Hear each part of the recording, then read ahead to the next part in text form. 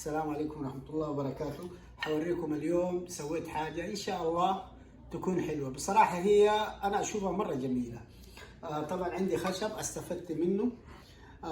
كل اللي المطلوب منكم إنكم تختاروا الشكل اللي أنتوا تبغوه. أهم شيء يكون في زاوية البيت، يعني الزاوية اللي بين الجدار والجدار، وتسوي التشكيلة اللي تبغاها. تجيب الخشب هذا وتحاول تسمره بالمسامير اهي، وبالدريل اللي هو الربط.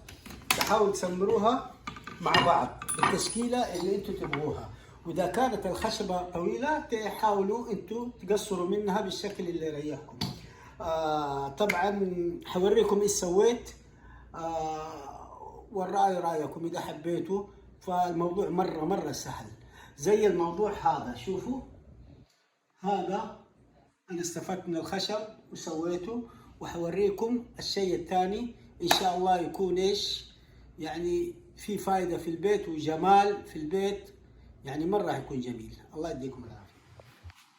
هذه هي كل القضية. شايفين الخشب هذا اللي كلمتك عليه، الشكل اللي أنا رتبت له، واشتريت الحصى شايفين، وزينته، ولعت الإضاءة، وعندي هنا شتلات من أول، فحبيت أحطها جوة الحوض. وهذه الشكل النهائي.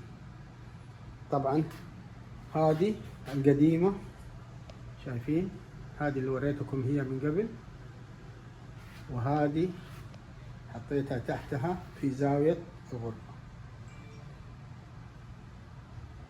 الله يديكم العافية.